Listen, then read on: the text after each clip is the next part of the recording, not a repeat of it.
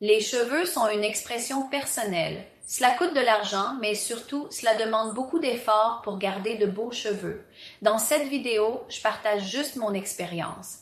Alors, prenez votre brosse à cheveux et démêlons les mystères des soins capillaires parfaits. Certaines choses que vous entendrez aujourd'hui dans cette vidéo pourraient ne pas vous plaire beaucoup car elles peuvent aller à l'encontre des croyances communes. Mais je vais quand même les partager avec vous car ce sont des choses que je suis sincèrement dans ma vie. J'ai réussi à maintenir des cheveux magnifiques et en bonne santé pendant une période très longue, malgré le fait qu'il existe de nombreux outils chauffants à utiliser lorsque je tourne ces vidéos. Et il y a tellement de vidéos que je dois réaliser en une seule journée. Mais malgré tout cela, j'ai pu conserver des cheveux en bonne santé et éclatants. C'est pour cette raison que j'ai estimé être la personne parfaitement adéquate pour réaliser cette vidéo à votre intention. C'est davantage un conseil de grande sœur qu'un avis médical. Oui, j'ai aussi fait mes recherches avant de tourner cette vidéo pour vous. Il y aura donc des infos intéressantes pour vous et vous serez surpris par ce que je vais partager aujourd'hui. D'accord, commençons par parler du grisonnement des cheveux et de notre perception. Et comment devrions-nous le percevoir? Tout d'abord, le grisonnement des cheveux est tout à fait normal. Il est normal d'avoir quelques mèches de cheveux qui sont grises, ou vous pouvez simplement les appeler argentées. Cela a beaucoup à voir avec la génétique, à cause de laquelle vous pouvez commencer à avoir des cheveux gris à un stade précoce de la vie. Mais généralement, ce qui se passe de nos jours, c'est que la plupart des gens commencent à avoir des cheveux gris dans la trentaine. Et c'est tout à fait normal de vivre cela. Si vous avez des cheveux gris, il n'y a absolument rien du tout dont il faut avoir honte. Et je ne comprends pas cette obsession de dissimuler chaque mèche de cheveux grises devant la caméra. J'ai vu des gens faire ça. Je ne le fais pas. Beaucoup de mes vidéos montrent mes cheveux gris.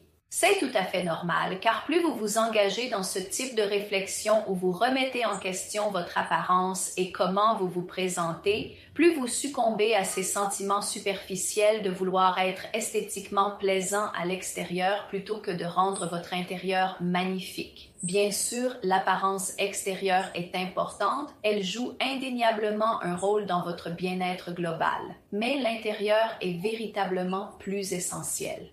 Oui, je fais attention à mon apparence, mais je ne suis pas obsédée par ça. Donc, parfois, montrer quelques cheveux gris dans mes vidéos, ça ne me dérange pas. Je reçois des commentaires où les gens disent « Madame, vous auriez pu couvrir vos cheveux. Vous auriez pu, vous savez, enlever ce cheveu blanc sur votre tête. » Je suis là du genre « Mec, ça me va. » C'est toi qui as un problème avec ça. C'est ton souci, pas le mien. Je suis bien avec ça. Le grisonnement est quelque chose que certains acceptent plus que d'autres. Parfois, les raisons pour lesquelles cela arrive peuvent être hors de votre contrôle. Cela peut être dû à vos gènes. Le grisonnement prématuré est également associé à des habitudes malsaines comme le tabagisme et la consommation d'alcool. Ensuite, bien sûr, le stress est un facteur important. Autant que je sache, le stress joue un rôle très important dans le grisonnement prématuré des cheveux. Vous devez donc trouver des moyens de gérer votre stress. Il m'arrive de ressentir beaucoup de stress parfois, mais la première étape pour résoudre cela pour moi-même est de le réaliser, de comprendre que je suis stressée et de me rendre compte que la situation ne va pas durer éternellement. Je prends simplement un peu de recul et je m'accorde le temps nécessaire pour ressentir pleinement toutes ces émotions afin de pouvoir en sortir, m'échapper de cette zone d'inconfort que j'ai construite dans mon esprit, cette énergie négative excessive. Je souhaite m'en libérer, alors je m'accorde du temps et je me libère. Et une autre chose très importante que les gens ne réalisent pas de nos jours et qui est un obstacle majeur à la santé de vos cheveux est le manque de sommeil. Si vous ne dormez pas bien, vous nuisez à votre corps de plusieurs manières. Croyez-moi quand je dis cela. Je m'assure de dormir 8 heures complètes chaque nuit, absolument chaque nuit, 8 heures pleines.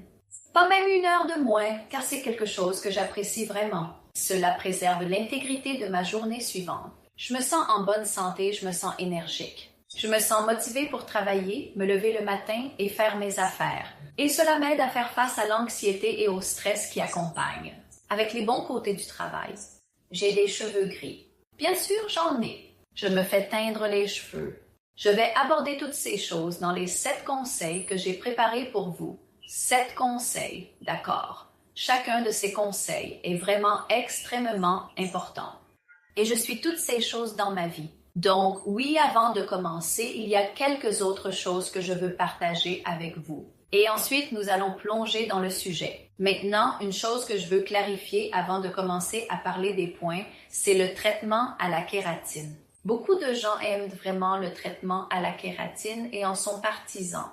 Si je vous le dis personnellement, je le déteste. La raison principale est qu'il confère un aspect extrêmement raide à vos cheveux. C'est comme chapitre, vous êtes rebondissant, vos cheveux perdent totalement leur volume. Je n'aime pas du tout la kératine à cause de cela.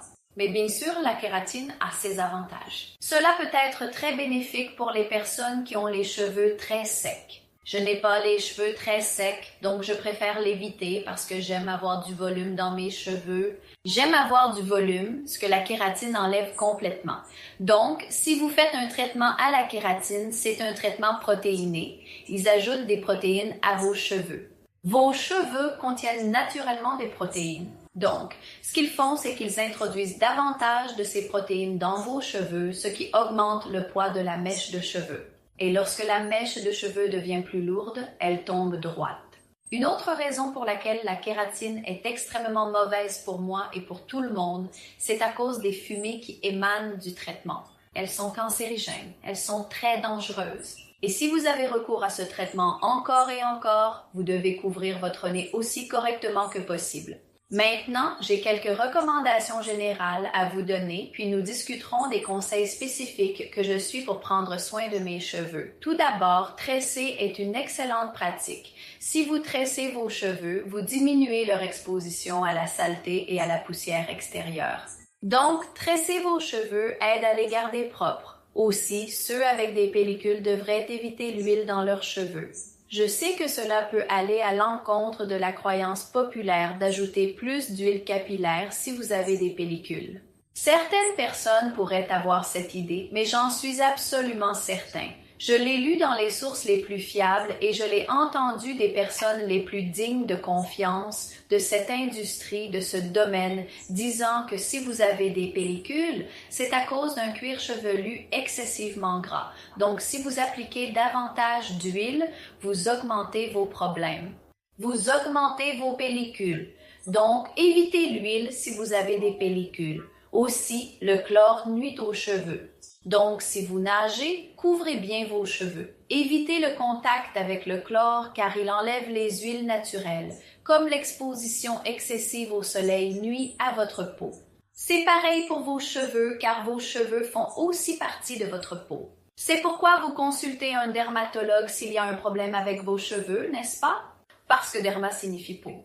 Vos cheveux font partie de votre peau. Vous avez sûrement vu sur plusieurs shampoings la mention sans parabènes et sulfates. Mais vous êtes-vous déjà demandé ce que sont les sulfates et comment ils nuisent à vos cheveux? Les sulfates dans un shampoing aident à enlever l'huile et la saleté de vos cheveux. Cependant, les cheveux ont besoin d'un peu d'huile pour garder cette humidité naturelle. Ainsi, les sulfates font en fait une surcorrection.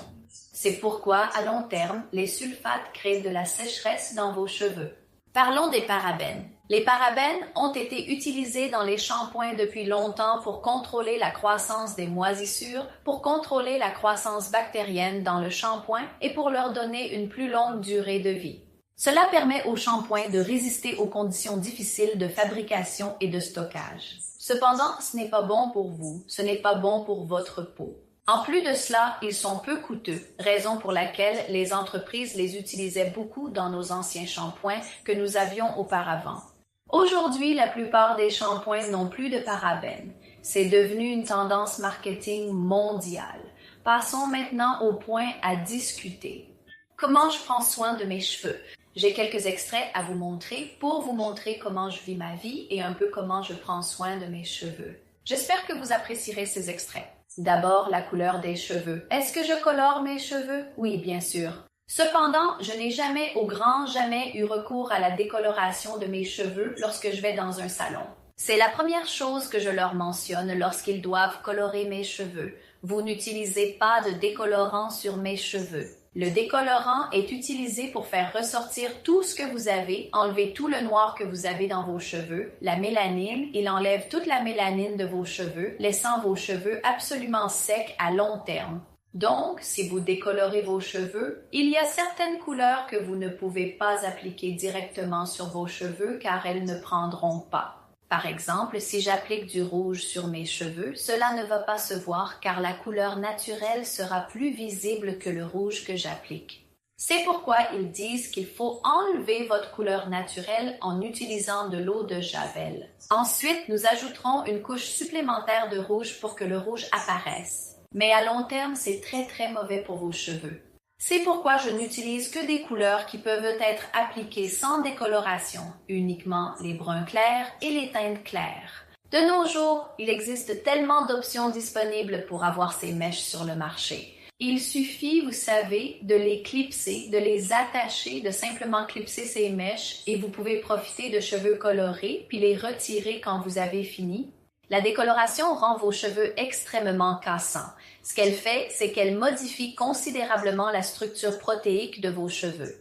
Elle casse les liaisons protéiques essentielles de vos cheveux, ce qui les rend particulièrement faibles et bien plus sujets à la casse. Donc, oui, évitez la décoloration. Deuxième point, la lumière du soleil contient des rayons ultraviolets ou rayons UV. Cette radiation invisible nuit aux cellules humaines, y compris celles de votre cuir chevelu, qui forment la structure de vos cheveux. Soyez prudent à la plage, car vous êtes souvent très exposé au soleil. Vous pouvez appliquer un sérum sur vos cheveux, car il offre une couche protectrice. De plus, il y a aussi des écrans solaires pour les cheveux. Utilisez cela. Le meilleur conseil est de couvrir votre tête avec un foulard. D'accord. Le troisième point important est de laver vos cheveux à des intervalles plus rapprochés. Certaines personnes ne se lavent pas les cheveux pendant une semaine entière ou même plus. Elles vivent avec cette idée que plus elles appliquent du shampoing sur leurs cheveux, plus cela risque de les abîmer. Non, ce n'est absolument pas le cas. J'ai entendu Javed Habib en discuter dans l'une de ses interviews et cela m'a vraiment marqué. J'ai véritablement pu me connecter à l'idée que lorsque vous lavez vos cheveux tous les 2 ou 3 jours, c'est en réalité très bénéfique pour vos cheveux car vous les nettoyez efficacement. Ce que vous faites en vous lavant, c'est nettoyer vos cheveux. Ainsi, toute infection bactérienne qui se développe ou toute croissance malsaine qui apparaît sur votre cuir chevelu sera éliminée. Les recherches montrent que la sueur des glandes de vos cheveux contient du lactate, de l'urée et d'autres substances qui créent un environnement parfait pour la prolifération de mauvaises bactéries. Donc, il vaut mieux ne pas espacer trop les lavages de cheveux. Moi, je les lave tous les 2 ou 3 jours. Ça veut dire qu'il y a un jour ou au plus 2 jours entre chaque lavage. Une autre chose est que lorsque je me lave les cheveux, j'essaie d'appliquer un masque capillaire au moins 2 fois par mois. Ainsi, j'ai une bouteille avec moi. J'utilise cette bouteille à 2 reprises. Juste un peu, appliquez sur cheveux humides, laissez 6-7 minutes, puis rincez. C'est ce que je fais. Et l'impact est si beau, ça fait du bien. Quand j'utilise un masque capillaire, je les adore. Ils donnent du volume. En même temps, ils apportent beaucoup de brillance et d'éclat et globalement, les cheveux ont l'air bien entretenus. Ensuite, passons à l'huilage des cheveux. J'huile mes cheveux souvent. Cependant, il y a des choses à faire et à éviter. Parlons-en. Tout d'abord, ne laissez pas l'huile capillaire toute la nuit. Cela va obstruer vos pores si vous laissez de l'huile dans vos cheveux toute la nuit. Donc, évitez cela. Évitez de peigner vos cheveux après les avoir huilés, car après un massage, votre tête devient fragile et plus détendue. Il vaut mieux ne pas utiliser de peigne, cela pourrait causer des cassures. Huiler souvent et combiner avec un massage de 10 à 15 minutes peut vraiment améliorer la circulation sanguine et l'oxygène dans votre cuir chevelu, ce qui est très bon pour la santé de vos cheveux. Ensuite, il y a une chose vraiment très simple que je fais depuis presque 5 à 6 années maintenant, et c'est un soin spa capillaire chaque mois. Je choisis toujours le plus basique. Je ne dépense pas beaucoup pour mes soins capillaires, mais oui, j'utilise des soins capillaires parce qu'ils vous offrent aussi de la vapeur. Quand vous faites un soin capillaire, la vapeur est très bonne pour vos cheveux. Si vous pouvez le faire chez vous, c'est mieux. Je ne peux pas le faire à la maison. Mais oui, quand vous allez dans un spa capillaire, la vapeur est un processus habituel où ils permettent 5-6 minutes de vapeur sur vos cheveux, ce qui est bon pour l'hydratation globale de vos cheveux. S'ils ne vous donnent pas de vapeur, demandez-la. Dites que vous voulez exposer vos cheveux à la vapeur. Ensuite, j'utilise le moins possible d'outils chauffants sur mes cheveux. Je les évite autant que possible. Je ne les utilise pas très souvent. Vous pouvez voir beaucoup de mes vidéos sur Instagram ou même sur YouTube où ce sont en fait mes cheveux naturels. Je n'ai pas utilisé d'outils chauffants sur mes cheveux, c'est juste leur apparence naturelle. Aujourd'hui, j'ai utilisé un outil chauffant, pour être honnête, mais il y a des centaines de vidéos où je n'ai pas utilisé d'outils chauffants sur mes cheveux. Mes cheveux sont naturellement raides. Pas aussi raides qu'un lissage de salon, mais oui, ils sont quand même assez bien.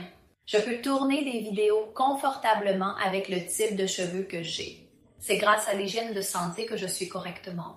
Mais oui, il y a du travail et beaucoup d'efforts qui y sont consacrés. Mais si vous devez utiliser des outils chauffants, la seule chose dont vous devez être absolument sûr, c'est d'utiliser un bon outil. Utilisez de bons outils, choisissez des marques appropriées, évitez les moins chers. Aussi, utilisez toujours un sérum. Avant d'utiliser un outil chauffant sur vos cheveux, appliquez une bonne dose de sérum, car cela protège la fibre capillaire. Bien, le dernier point à considérer est de couper vos cheveux tous les 3 à 4 mois. Certains pourraient dire que c'est assez long. Personnellement, je ne vois pas de fourche après 1 mois. 3 mois, c'est confortable pour moi. Cela aide à faire pousser vos cheveux plus car les fourches ralentissent la croissance, donc mieux vaut les enlever. Voilà, c'est tout pour cette vidéo. J'espère que ça vous a plu. J'espère que vous avez appris quelque chose de nouveau. Dites-moi s'il y a une astuce unique que vous suivez pour votre hygiène de santé. Faites-le moi savoir dans les commentaires ci-dessous. Je veux découvrir et apprendre. D'accord, je vous verrai dans la prochaine vidéo. Prenez soin de vous. Au revoir.